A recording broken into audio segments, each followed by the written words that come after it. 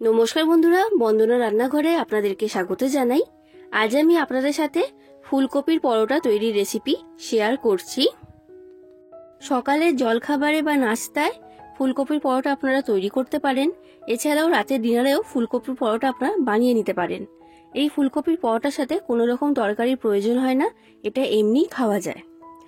আর খুবই সহজ পদ্ধতিতে এই ফুলকপির পরোটাটা আমি আপনাদেরকে তৈরি করে দেখাবো। এইভাবে যদি আপনারা বাড়িতে ফুলকপির পরোটা তৈরি করেন তাহলে ফুলকপির পরোটার টেস্ট কিন্তু খুবই ভালো হবে। আর একবার এইভাবে তৈরি করার পর আপনারা তো রোজ ফুলকপির পরোটা এইভাবেই বানিয়ে খেতে চাইবেন। তাই বন্ধুরা, দেরি না করে আজকে রেসিপিটা শুরু করা যাক। আর আপনারা যদি আমার চ্যানেলে নতুন এসে থাকেন তাহলে চ্যানেলটা সাবস্ক্রাইব করার জন্য অনুরোধ রইল। এই রেসিপিটা তৈরি করার জন্য আমি এখানে নিয়েছি 1.5 কাপ ময়দা। ওজনে মাপ হচ্ছে 300 গ্রাম। আর বন্ধুরা, আমি এখানে ময়দা ব্যবহার করছি, আপনারা ময়দার পরিবর্তে এখানে আটাও ব্যবহার করতে পারবেন। এবার আমি ময়দার মধ্যে দিয়ে দিলাম স্বাদ অনুযায়ী লবণ। আর এরপর দিয়ে দিচ্ছি 3 চামচ সাদা তেল। তেলটা আমি এখানে ময়ন হিসাবে ব্যবহার করেছি। এবার এই সব উপকরণ আমি খুব ভালো করে ময়দার সাথে মিশিয়ে নিচ্ছি। তো দেখুন বন্ধুরা, এইগুলোকে আমি খুব ভালো করে মিশিয়ে নিয়েছি। এবার আমি জল দিয়ে ময়দাটাকে মেখে নেব। ডোটাকে একটু নরম করে মেখে নিতে হবে, শক্ত করে মাখলে কিন্তু হবে না। কারণ এর মধ্যে আমি পুর ভরে যখন এটাকে বেলবো, শক্ত হলে কিন্তু পুরটা ফেটে বাইরে বেরিয়ে যাবে। আর যদি ময়দার ডোটা নরম করে মাখা হয় তাহলে খুব ভালো মতো পরোটাটা তৈরি হবে, পুর ফেটে বাইরে বেরিয়ে যাবে না। তো দেখুন বন্ধুরা, ময়দাটাকে আমি নরম করে মেখে নিয়েছি। আর কতটা নরম করে মেখেছি দেখে নিশ্চয়ই বুঝতে পারছেন। তো এখন ময়দার ডোটা আমার তৈরি। এবার এটাকে আমি ঢাকা দিয়ে রেখে দিচ্ছি 20 থেকে 30 মিনিটের জন্য। এরপর দেখুন বন্ধুরা, আমি এখানে নিয়েছি একটা ছোট সাইজের ফুলকপি। এবার ফুলকপিটাকে আমি ছোট ছোট পিস করে কেটে নিচ্ছি আর জল দিয়ে খুব ভালো করে পরিষ্কার করে ধুয়ে নিয়ে তারপর আমি আপনাদেরকে দেখাচ্ছি।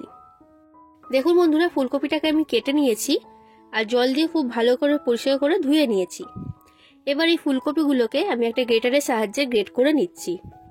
আমি এখানে এরকম ছোট সাইজের গ্রেটার ব্যবহার করছি। এইভাবে ফুলকপিটাকে গ্রেট করে নিলে ফুলকপির পরোটাটা খুবই সুন্দর তৈরি হয়। দেখুন বন্ধুরা, ফুলকপিটা আমার গ্রেট করা হয়ে গেছে। এবার আমি ফুলকপির পুরটা তৈরি করব। তার জন্য গ্যাসের মধ্যে একটা কড়া গরম হতে বসিয়ে দিয়েছিলাম। কড়ার মধ্যে আমি দিয়ে দিলাম 2 চামচ সাদা তেল।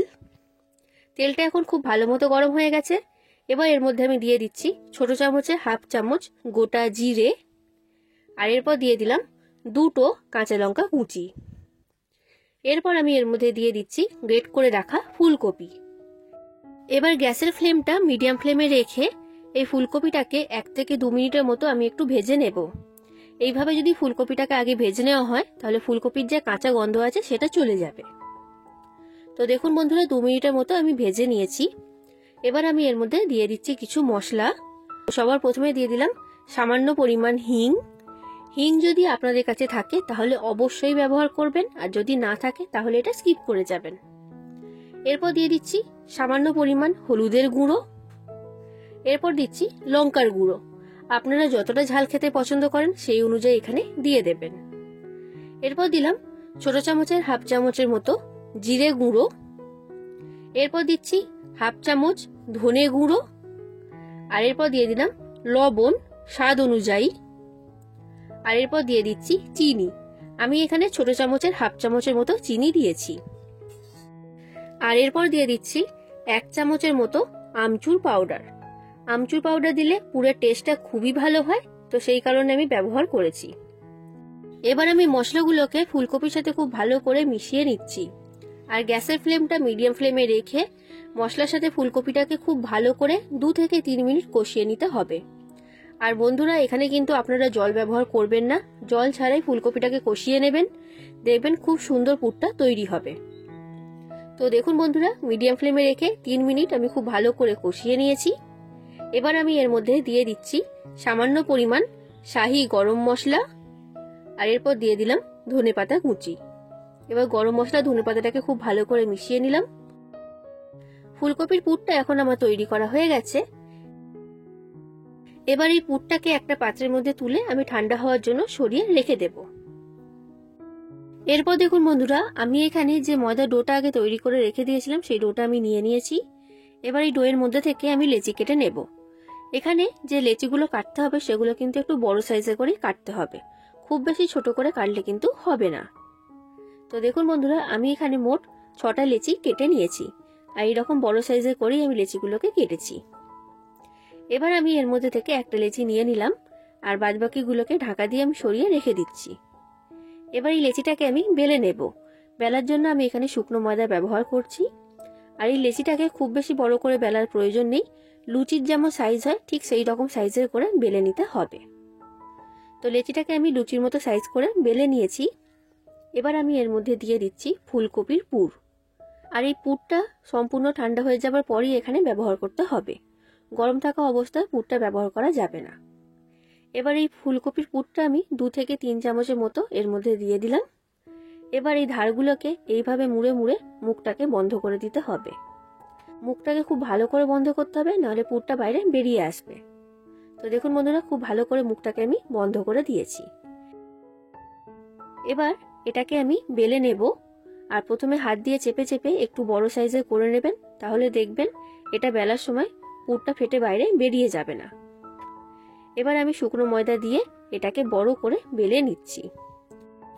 আর এই পরোটাটা বেলার সময় খুব বেশি পাতলা করে বেলবেন না, সামান্য একটু মোটা রেখে ফুলকপির পরোটাটাকে বেলে নিতে হবে। দেখুন বন্ধুরা, এই ফুলকপির পরোটাটা আমার বেলা হয়ে গেছে আর পুর কিন্তু একটুও ফেটে বাইরে বেরিয়ে যায়নি। আর সামান্য একটু মোটা রেখেই আমি পরোটাটাকে বেলে নিয়েছি। ঠিক একই রকম ভাবে আমি আপনাদেরকে আরো একটা ফুলকপির পরোটা তৈরি করে দেখাচ্ছি। বন্ধুরা, এই শীতকালে বাজারে অনেক ফুলকপি পাওয়া যাচ্ছে, তো সেই ফুলকপি দিয়েই আপনারা একবার অন্তত আমার এই রেসিপিটা ফলো করে ফুলকপির পরোটা বাড়িতে তৈরি করুন। দুর্দান্ত স্বাদে খেতে হয়, একবার না বানিয়ে খেলে আপনারা বুঝতেই পারবেন না।